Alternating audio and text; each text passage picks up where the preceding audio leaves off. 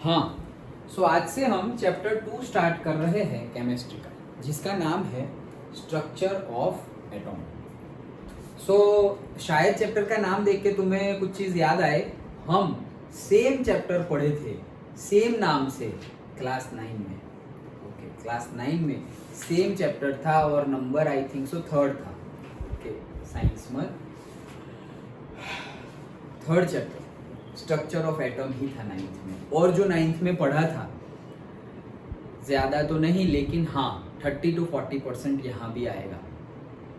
Okay, very easy chapter है।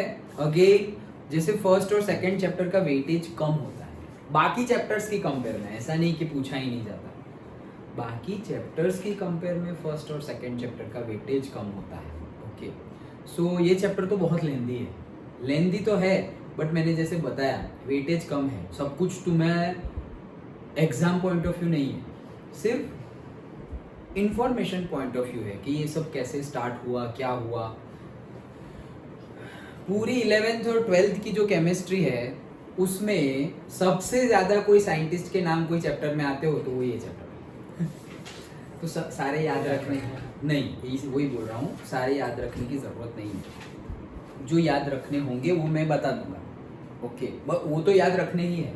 Okay, और वो डेट भी बहुत आएगी।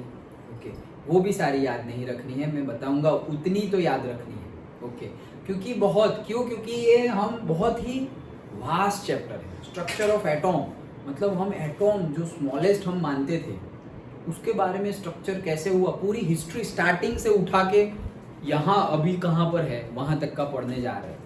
तो बहुत वास्ट है, बहुत सारे साइंटिस्ट के नाम अंदर आएंगे क्योंकि बहुत सारे लोगों ने अपना इनपुट दिया है, तब जाके हम वहाँ पहुँचे हैं जहाँ अभी हमें जितना पता है एटॉम के बारे में। ओके, हाँ, तो स्ट्रक्चर ऑफ एटॉम पता ही है। एटॉम मतलब जैसे क्लास 9 में हमने देखा था कि स्मॉलेस्ट पार्टिकल बोल दो। Okay, which can not be further break down. Yes, हम बोल सकते हैं वैसा। वो हमने 9th में 3rd चैप्टर में पढ़ा था, फिर 4th में हमने देखा था वापस कि नहीं यार ये तो फर्दर ब्रेक डाउन भी हो सकता है। ओके, तो यहाँ पर भी वही चीज़ आएगी। ये गड़बड़ी किसके साथ हो गई थी, हम सोचेंगे सर हमारे साथ ऐसा भेदभाव क्यों हुआ कि 3rd चैप्टर में ऐसा बोला कि एटॉम को ब्रेक डाउन नहीं कर सकते और 4th में ब्रेक डाउन करके प्रोटॉन, इलेक्ट्रॉन, न्यूट्रॉन ले आए, तो हमारे साथ ऐसा क्यों हुआ। हमारे साथ एक्चुअली ऐसा नहीं हुआ है, एक्चुअली हुआ है डाल्टन भाई के साथ। ओके, तो वो हम अभी पढ़ेंगे कि उनके साथ ऐसी नाइंसाफ़ी हुई। चलो स्टार्ट करते हैं। स्ट्रक्चर ऑफ एटॉम मतलब जो भी एटॉम है उसका स्ट्रक्चर कैसे बना मतलब हमें तो अभी बहुत कुछ पता है, हमें 9th और 10th में जो पढ़ लिया है वो तो बहुत कुछ है, लेकिन हम यहाँ जो पता है उसकी बात नहीं कर रहे। स्टार्ट कहाँ से हुआ, हिस्ट्री की बात कर रहे हैं। हिस्ट्री मतलब यहाँ साइंस की हिस्ट्री की बात कर रहे हैं। अच्छा, क्या सेंटेंस गिवन है, the rich diversity of chemical behaviour of different elements मतलब अलग अलग एलिमेंट्स की बहुत ज़्यादा केमिकल बिहेवियर की डाइवर्सिटी है, मतलब सबके केमिकल बिहेवियर्स अलग अलग है। सारे ही एलिमेंट्स जो अभी हम बोल रहे हैं 118 है उसके can be traced to the differences in the internal structure of atoms of these element. मतलब हम क्या बोल, यहाँ ये सेंटेंस क्या बोलना चाह रहा है कि 118 एलिमेंट्स है। ओके, वैसे एक्चुअली ज़्यादा है लेकिन हम इतना पढ़ रहे हैं। ओके, ज़्यादा है मतलब अभी पक्का नहीं किया गया है। ओके, जनरल पब्लिक के लिए। ओके, ऐसा होता है कि साइंस तो बहुत आगे निकल गया लेकिन जनरल पब्लिक के लिए नहीं बताते। जैसे कि एलियंस के बारे में नासा के पास बहुत सारी इंफॉर्मेशन आज की डेट में भी है, लेकिन वो जनरलाइज नहीं कर रहे। क्यों? अगर जनरलाइज करेंगे तो सभी नेशंस फिर ये ढूंढने में लग जाएंगे एंड ऑल, और उनसे आगे निकल जाएंगे। ओके, सो ऐसे ये तो एक टॉपिक बताया, ऐसे बहुत सारे टॉपिक्स हैं। सो जनरलाइज नहीं करेंगे तो यहाँ पर इसलिए अभी हम क्या रखेंगे 118 एलिमेंट्स। तो ये सेंटेंस क्या बोल रहा है कि तुम्हें भी हो रहा है क्या लॉन्ग ब्रीथिंग? सो ये सेंटेंस क्या बोल रहा है कि 118 एलिमेंट है, सबकी केमिकल प्रॉपर्टीज, केमिकल बिहेवियर अलग अलग है। सबका ही केमिकल बिहेवियर अलग अलग है, लेकिन उनके अंदर के जो पार्टिकल्स हैं, प्रोटॉन, न्यूट्रॉन, इलेक्ट्रॉन, तो उनका behaviour can be traced to the differences in the internal structure of the atoms of these elements. मतलब कि उनका ये क्यों, ये सब 118 एलिमेंट्स है, उनके केमिकल बिहेवियर्स इतने सबके अलग अलग क्यों है? वो इसलिए अलग है क्योंकि उसके अंदर का स्ट्रक्चर अलग है। इट्स लाइक कि भाई यहाँ वर्ल्ड में, पूरी के पूरे वर्ल्ड में सब लोग ऐसे अलग क्यों है यार? मतलब इतनी ज़्यादा वैरायटी, बायोलॉजी इतनी ज़्यादा, मतलब वो क्या बोलते हैं हम 10th में, क्या डीएनए कॉपिंग के बाद हमने क्या बोला था? This change heredity and evolution, उसमें हमने पढ़ा था ना कि इतना ज़्यादा वेरिएशन आ रहा है, डीएनए वेरिएशन, ओके, इतना ज़्यादा सब में, मतलब सबके अंदर इतनी अलग अलग प्रॉपर्टीज़ है, कैसे हो सकती है? तो मतलब इतना सबके अंदर, बाहर क्यों ऐसा अलग अलग दिख रहा है? क्योंकि अंदर अलग है तो बाहर अलग ही दिखेगा ना। तो यहाँ ये सेंटेंस भी वही बोल रहे हैं, पूछा जाने वाला नहीं है सेंटेंस क्या बोल रहे हैं, अच्छा है समझने के लिए इसलिए बता रहा हूँ। ओके, हम डिस्कस करते ही जाएंगे कि कौन सा competitive exam point of view और school exam point of view important है और कौन सी चीज़ सिर्फ इंफॉर्मेशन के लिए दी हुई है। ओके, तो वो मैं बताते ही जाऊँगा साथ साथ में, तो तुम उस तरह से इम्पोर्टेंस देना। हाँ, और बात करें तो जो हमारे फर्स्ट चैप्टर और first chapter chemistry, first chapter physics और इवन मैथ्स में भी जितने भी हम न्यूमेरिकल्स कर रहे हैं, तो जब तुम उसकी प्रैक्टिस करो, जितने भी कोई भी सब्जेक्ट में न्यूमेरिकल जब भी तुम प्रैक्टिस करो, तो तुम तुम्हारी बुक में अगर आ गई हो तो, नहीं आई हो तो कोई बात नहीं, बाद में जब भी प्रैक्टिस करो न्यूमेरिकल्स की, वो न्यूमेरिकल्स हो जाए तो वहाँ पर अगर तुम्हें सट ऐसे ही विदाउट कुछ भी ज़्यादा दिमाग लगाए सॉल्व हो जा रहा है, उसको तो कुछ मार्क करने की ज़रूरत ही नहीं है, तुम्हें अच्छा ही आता है। लेकिन कहीं पर तुम फंस जाओ और थोड़ा सोचने के बाद, कुछ करने के बाद सॉल्व हो वो न्यूमेरिकल,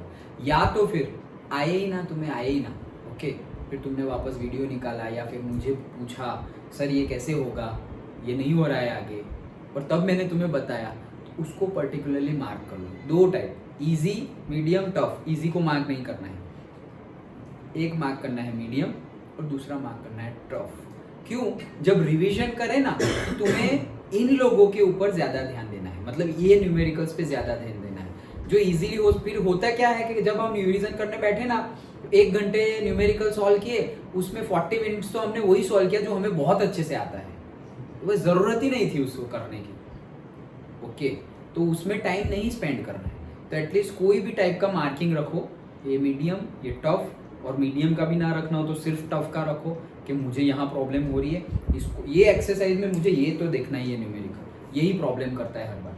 तो हम अपने दुश्मन को समझ लेंगे ना, तो उससे अच्छे से लड़ लेंगे। ओके, लेकिन हमें पता ही नहीं कि वो दुश्मन है, और फिर वो मार्क्स लेके चला जाएगा। ओके, सो अच्छे से मार्क कर लेना। ओके, कोई भी न्यूमेरिकल्स कोई भी सब्जेक्ट में करो तब। हाँ, तो ये तो सेंटेंस था। इंट्रोडक्शन देखते हैं चैप्टर का, जिसमें डाल्टन भाई के साथ जो हुआ वो भी अंदर ही आ गया है। The existence of the atoms has been, देखो अभी हम जैसे ये बुक में वर्ड टू वर्ड और लाइन टू लाइन हम अगर जाएंगे तो बहुत लंबा चैप्टर है। ओके, तो बहुत ज़्यादा इंफॉर्मेटिव पॉइंट ऑफ व्यू है।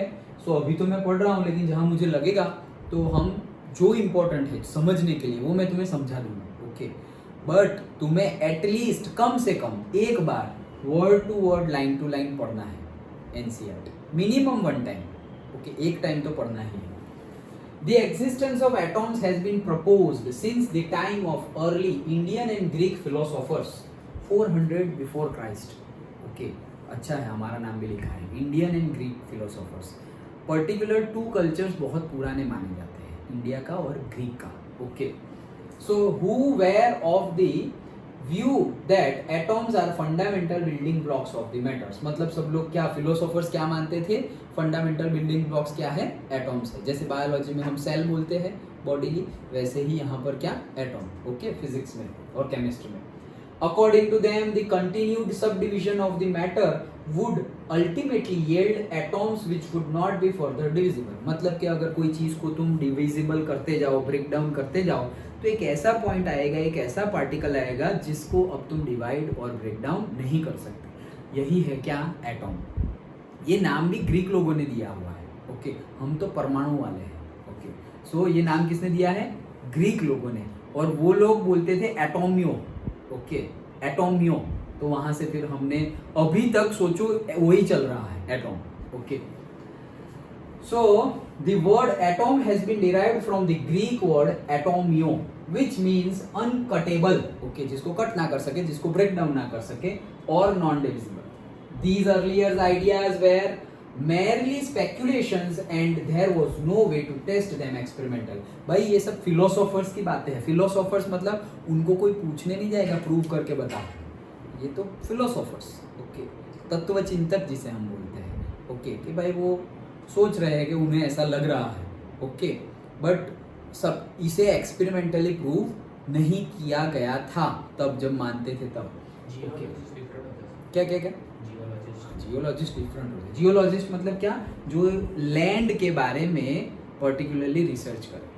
ओके, लैंड एंड जियोग्राफी के बारे में, जो भी जियोग्राफी हो, ओके, वहाँ पे लैंड के बारे में पर्टिकुलर के ये लैंड में क्या होगा, ये वो पर्टिकुलर, उसे बोलते हैं geologist. Okay, so these ideas remained dormant for a very long time. Dormant मतलब जैसा है वैसा पड़े रहना. ओके, उसको कोई ना देख रहा है, उसको कोई ना छेड़ रहा है, जैसा है वैसा है. ओके, तो वो डॉर्मेंट ही रहा. were revived again by the scientist in the 19th century. तो कब इसको किसने छेड़ा, साइंटिस्टों ने. कब, 19th century. 19th century तक 4000 BC से सब लोग जो ग्रीक और इंडियन फिलोसोफर जो मानते आ रहे थे, अब तक वही चलता रहा. 1800 years तक वही चलता रहा. 19th century में साइंटिस्ट ने उंगली की कि नहीं भाई अब कुछ ज़्यादा सोचते हैं. Okay, so the atomic theory of the matter, ये पहले हमारे scientist. The atomic theory of matter was proposed on a firm scientific basis bye John Dalton. हमने फिजिक्स में नहीं, केमिस्ट्री में ही फर्स्ट चैप्टर में हमने डाल्टन एटॉमिक थियरी के बारे में पढ़ा. फर्स्ट चैप्टर यही केमिस्ट्री का, 11th साइंस के केमिस्ट्री का, हाँ है, डाल्टन्स एटॉमिक थियरी. तो उन्होंने कई एटॉमिक थियरी मतलब पॉइंट्स बोले थे, वो आज की डेट में सारे ही रॉन्ग हैं. ओके, बट बोले थे. ओके, तो उस टाइम पर तो उनसे ज़्यादा नॉलेज नहीं था ना, अभी तो हमें पता चला. उस टाइम पर तो हाँ सही है. सो वो तो दो थियरी हमने पढ़ी, Dalton's atomic theory and modern atomic theory. Okay, हाँ, सो ब्रिटिश स्कूल टीचर थे वो. ओके, हमारी जमात के थे. अच्छा, इन 1808, तो 1808 याद रखना है, डाल्टन का ये ईयर भी याद रखना है, नाम भी याद रखना है, और ईयर भी याद रखना है. 1808 क्या किया था उन्होंने, नाम दे दिया था डाल्टन्स एटॉमिक थियरी. तो भाई क्या था इसमें, देखो, regarded the atom as the ultimate particle of the matter. Actually उन्होंने क्या किया था, उन्होंने एक एक्सपेरिमेंट किया था. ओके, सपोज ऐसा कोई एलिमेंट लिया, सपोज सोडियम का टुकड़ा है. ओके, तो अंदर क्या होगा, ऑब्वियसली सोडियम है तो सोना चांदी थोड़ी होगा, सोडियम ही होगा. तो इसको वो तोड़ते गए. ओके, इसको वो तोड़ते गए, सारे एटॉम्स को तोड़ते गए, और फिर एक ऐसा पार्टिकल मिला जिसको अब फर्दर ब्रेकेबल नहीं है, वो फर्दर डिविजिबल नहीं है. तो उन्होंने बोल दिया कि भाई यस दैट्स इट, इसके आगे नहीं जा सकते, सबसे छोटा यही है, ऐसा उन्होंने बोल दिया. So regarded as the unit 1 मतलब कि सबसे छोटा. Dalton's atomic theory was able to explain the law of conservation of mass, law of constant composition and law of multiple proportions very successfully. ये तीनों के तीनों लॉ हमने चैप्टर 1 में देखे. पढ़ा तुमने? Okay, good. ओके, सो देखो उसने पढ़ लिया, तुम भी पढ़ लिया. सो ये तीनों 5 लॉ हमने पढ़े थे केमिकल कॉम्बिनेशंस के. ओके, सो डाल्टन्स एटॉमिक थियरी मतलब जो स्टार्टिंग में हमारा लॉ ऑफ केमिकल कॉम्बिनेशंस है, मतलब लॉ ऑफ कंजर्वेशन ऑफ मास है. ओके, तो वो मास वाला भी आ गया, कांस्टेंट कंपोजिशन का भी आ गया, मल्टीपल प्रोपोर्शंस का भी आ गया, और बाकी के जो एवोगैड्रो और वो है वो. Okay, so however it failed to explain the results of many experiments. भाई उन्होंने ये उनका जो एटॉमिक थियरी थी वो पर्टिकुलर ये लॉ तो प्रूव मतलब ये लॉ को सेटिस्फाई कर रहा है, लेकिन particular type of several experiment ये लॉ प्रूव नहीं कर पा रहा है. For example, it was known that substance like glass और ebonite when rubbed with the silk और फर गेट इलेक्ट्रिकली चार्ज्ड. ये भी पूछा जाएगा. 3 एक्सपेरिमेंट के बारे में हमें पढ़ना है. ओके, तो ये हमारा है पहला एक्सपेरिमेंट। देखो पहला एक्सपेरिमेंट क्या, कौन सा, किससे पता चला कि भाई डाल्टन में कुछ, डाल्टन में मतलब डाल्टन की थियरी में कुछ गड़बड़ी है, किससे पता चला? पहला तो ये एक्सपेरिमेंट क्या, जो हम बचपन में एक्सपेरिमेंट करते थे हमारी एक्टिविटी में, वो बूझो और वो कौन थी, रेखा नहीं कौन थी, बूझो और पहेली, हाँ वो लोग करते रहते थे क्या कि एबोनाइट का और ग्लास रॉड लिया और उसको वूल पे घिसा और से सिल्क पर घिसा, ओके, वैसे स्वेटर है कुछ ऐसे रब किया और फिर वो जो पेपर के पीसीस किए थे, ओके, उसको पर्टिकुलरली उसके पास ले गए तो पेपर के पीसीस अट्रैक्ट कर रहा है, या फिर कॉम्ब ले लिया प्लास्टिक का और ऐसे हेयर कॉम्ब कर दिए तो उसके पास ले गए तो क्या वो अट्रैक्ट कर रहा है। ओके, मतलब क्या हुआ, ये अट्रैक्ट कर रहे हैं मतलब क्या कि कुछ ना कुछ चार्जेस हैं। ओके, ये अट्रैक्ट कर रहे हैं मतलब क्या, कोई किसको कब अट्रैक्ट करेगा, जब एक पॉजिटिव फोर्स होगा उनके बीच में। यस, ओके, अट्रैक्शन कब होगा, जब उनके बीच में कोई फोर्स होगा, और किन के बीच में फोर्स होगा, रिपल्शन और अट्रैक्शन व्हाटएवर, लेकिन उनके पास कोई चार्ज होगा, उनके पास कोई चार्ज होगा। ओके, मतलब कि कुछ ना कुछ ऐसा छोटा भी हो सकता है, मतलब ये तो अभी भी हो सकता है, वही बात चल रही है कि डाल्टन ने जो बोला कि भाई एटॉम सबसे छोटा है, तो ये एक्सपेरिमेंट से ऐसा लग रहा है कि यार अगर ये सबसे छोटा है तो सब में तो ऐसा होता नहीं। ओके, सारे रॉड को तुम ऐसे करो या कॉम को हेयर में किया है, अभी कॉम को ऐसे हवा में करो और फिर ले जाओ तो वो तो नहीं जा रहा है, पर्टिकुलर ही जा रहा है, मतलब कुछ ना कुछ तो ऐसा है जो एटॉम से भी छोटा है। ओके, वैसा एजम्पशन था, प्रूवेबल नहीं बट एजम्पशन था साइंटिस्ट का। तो ये पहला एक्सपेरिमेंट है जो डाल्टन की एटॉमिक थियरी सेटिस्फाई नहीं कर पाई। कौन सी कर पाई और कौन सी नहीं कर पाई, ये क्वेश्चन भी पूछा जा सकता है। ओके, सो कर पाई वो तो जनरली नहीं पूछा जाता, लेकिन मैंने बोल दिया। ओके, तो कौन सा कांस्टेंट, मतलब जो कंजर्वेशन ऑफ मास है वो constant proportion and multi proportion वाला सेटिस्फाई कर रहा है, और पहला ये एक्सपेरिमेंट है वो सेटिस्फाई नहीं कर रहा है। आगे तो देखो यही बोला है, get electrically charge rubbed with silk और फर, गेट इलेक्ट्रिकली चार्ज। ये इलेक्ट्रिकल चार्ज कब होता है कोई, जब उनके पास चार्ज हो। तो ये चार्ज मतलब क्या भाई, एटॉम में तो हमने कोई चार्ज वाली कोई बात की नहीं थी, मतलब कुछ ना कुछ दूसरा होगा। ओके, तो यहाँ पे एक डाल्टन का ड्रॉबैक हम बोल सकते हैं। Next, in this unit we start with the experimental observations made by the scientists towards the end of the 19th and beginning of the 20th century। ये सेंचुरी का गड़बड़ी ना हो जाए, मैंने पहले ही बता दिया था। ओके, सो 1808 में डाल्टन ने बोला था। ये कौन सी सेंचुरी है नील भाई? ये 19th सेंचुरी। पक्का? हाँ श्योर। ओके, सो सही है, सही है। ओके, 1801 से 1900 तक की 19th सेंचुरी है। ओके, देन 1901 से 2000 तक की 20th सेंचुरी, लास्ट में जो आए ना वो सेंचुरी है। ओके, मतलब बोले कि कोई सेकंड सेंचुरी मतलब क्या, 101 से 200 तक की कौन सी सेंचुरी, सेकंड सेंचुरी। ओके, तो गड़बड़ी ना हो जाए। हाँ, तो अब this establish that atoms are made of sub atomic particles. तो भाई अब बहुत सारे साइंटिस्ट लग गए कि भाई डाल्टन जो बोल रहे थे वो एकदम ऐसे भाई अल्टीमेट ट्रूथ नहीं है सब एटॉमिक पार्टिकल्स भी है। और फिर डिफरेंट एक्सपेरिमेंट से बहुत सारे साइंटिस्ट ने अलग अलग पार्टिकल्स ढूंढे, जिसमें ये तो 3 मेन है ही, प्रोटॉन, न्यूट्रॉन, इलेक्ट्रॉन, लेकिन इसके अलावा भी बहुत सारे पार्टिकल्स हैं। हमें ऐसा जो पढ़ के आ रहे हैं कि ये 3 है, ऐसा नहीं है। उसके अंदर neutrino, chi meson, kappa meson, zeta meson, okay, बहुत सारे ऐसे पार्टिकल्स हैं, लेकिन इनसिग्निफिकेंट है compare to the proton, electron and neutron. Okay, so that's why हम उसकी स्टडी नहीं कर रहे हैं।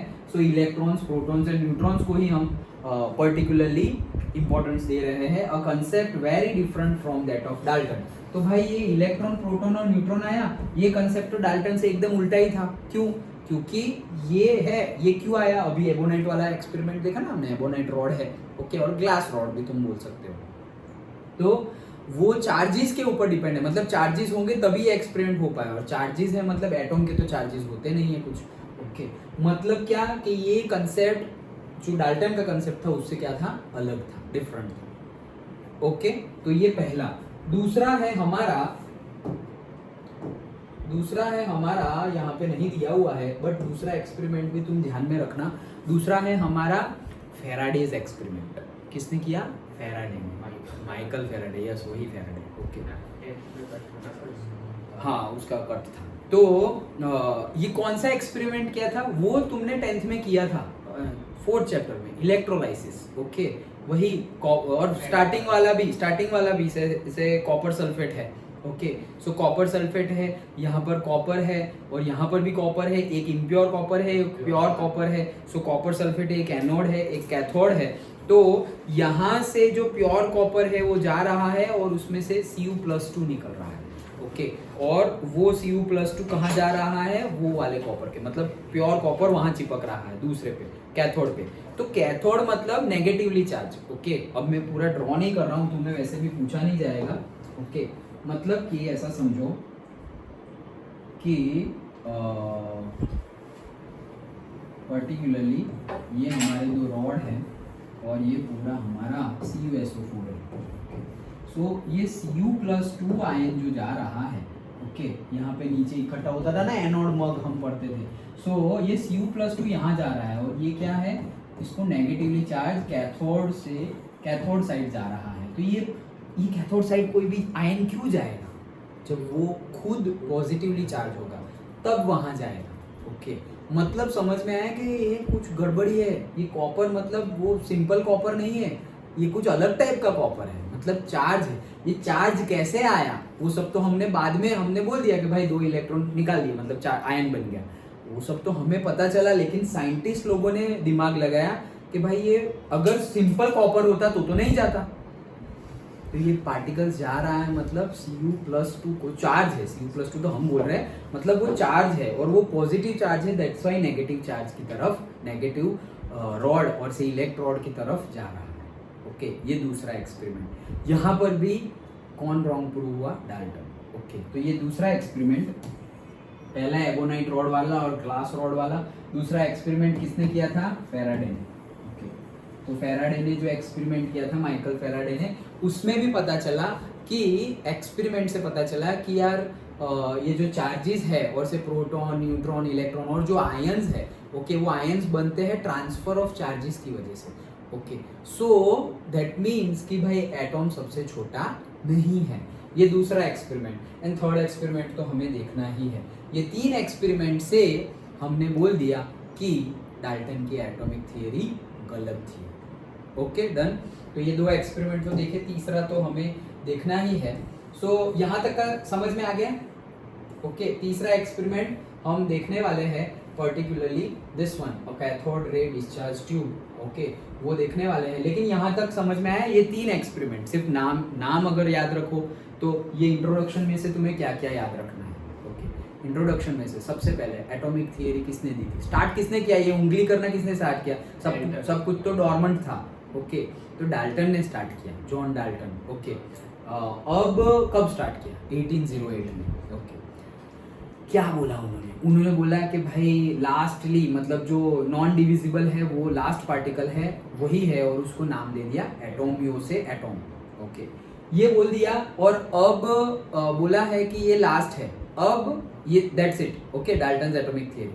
अब कई एक्सपेरिमेंट हुए, अलग अलग साइंटिस्ट ने किए, उससे प्रूव हुआ कि वो जो बोल रहे थे वो बात सही नहीं है। वो कौन कौन से एक्सपेरिमेंट है? सो वो पूछा, उन्होंने जो थियरी दी वो किसको सेटिस्फाई कर रही है? तो law of conservation of mass, proportionality and multiple proportion की। ओके, ये 3 को सेटिस्फाई कर रही है। बाकी 3 एक्सपेरिमेंट्स तुम्हें बताने हैं जिसको सेटिस्फाई नहीं कर रहा। एक तो इलेक्ट्रिक चार्ज वाला, if you rub any glass rod with the fur और वुलन क्लोथ। ओके, वैसे बोल सकते हो, इबोनाइट भी लिख सकते हो, दोनों भी लिख सकते हो। दूसरा माइकल फेराडे, और तुम ऐसा माइकल फेराडे ने किया था क्या? Electrolysis. Okay, so in the electrolysis process the positive ion goes towards the electrode, negative cathode side. Okay, it shows that there is something smaller than atoms also. Okay, तो बस वैसे ही एक sentence में लिख लो। वो हो गया दूसरा। एंड तीसरा कैथोड रे ट्यूब। क्या? Cathode ray tube. आगे हम पढ़ेंगे अभी, लेकिन तीसरा एक्सपेरिमेंट क्या, कैथोड रे ट्यूब। ये 3 एक्सपेरिमेंट से हम, मतलब साइंटिस्टों ने बोल दिया कि डाल्टन की जो ये पहले से सोचा हुआ था कि भाई एटॉम स्मॉलेस्ट पार्टिकल है, वो एटॉमिक थियरी क्या प्रूव हो गई, रॉन्ग। डन, ओके, वीडियो छोटा कर दे हम।